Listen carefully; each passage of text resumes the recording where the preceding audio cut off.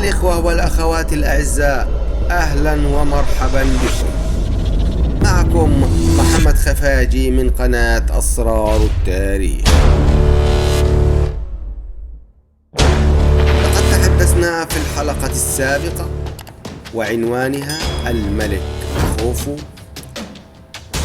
وتحدثنا فيها عن ولادته وفترة حكمه وبناء الهرم الأكبر والعمال الذين كانوا يقومون ببناء الهرم.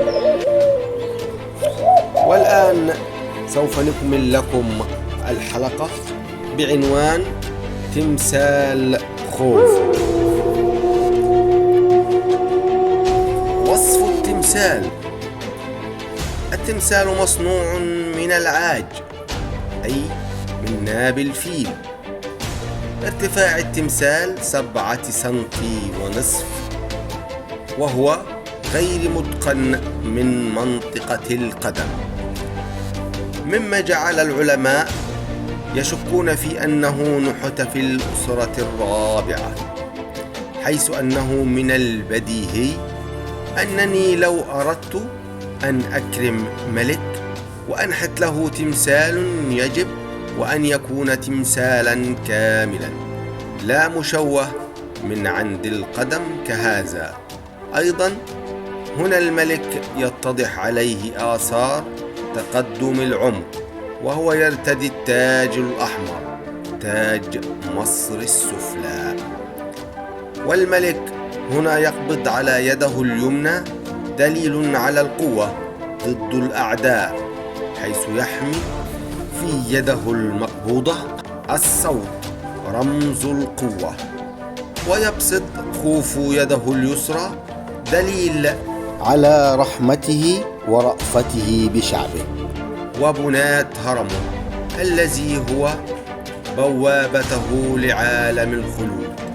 يجلس الملك وكأنه على كرسي العرش، مع العلم أن الملك خوفو قام ببناء معبد مصري في جبيل، وازدهرت التجارة أيضا في عصر خوفو بين مصر ولبنان. وقد عثر على اسم الملك خوفو على بعض الأحجار في محاجر الصحراء الغربية، مما يؤكد إرساله حملات للمناجم والمحاجر هناك.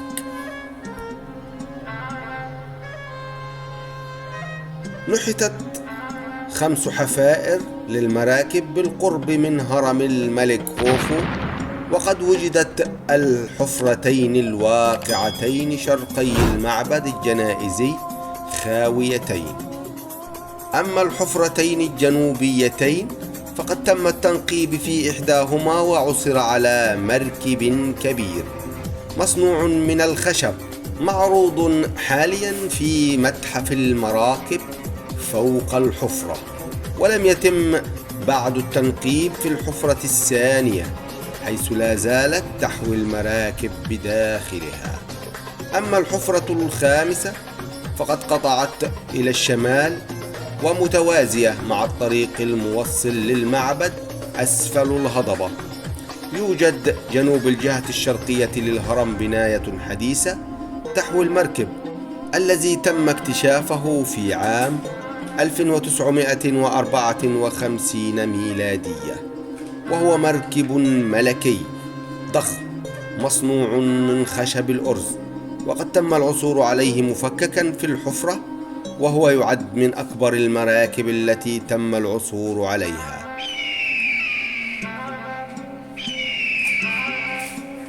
على مقدمة ظهر القارب توجد مظلة يغطي الجزء الأوسط منها إطار يحمل المظلة. أما الجزء الخلفي من ظهر القارب فيوجد به الكابينة الرئيسية، وهي على هيئة سقف مدعم بأعمدة من شجر النخيل. وللقارب زوج من المجاديف لتوجيه الدفة، و5 أزواج من المجاديف لتسيير المركب، ويبلغ طولها حوالي 43 مترا تقريبا، كما يبلغ عرضها حوالي 6 أمتار تقريبا، وارتفاعها حوالي 5 أمتار. مقدمة المركب 7 أمتار و23 قدم عند المؤخرة.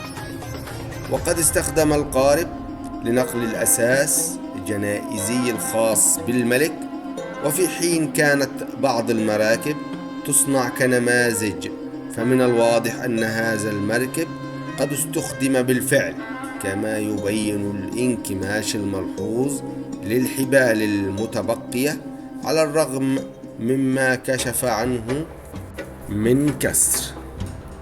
وهو التمثال الوحيد الذي تم العثور عليه بمنطقة عرابة أبيدوس للملك خوفو، وهو الآن موجود بالمتحف المصري.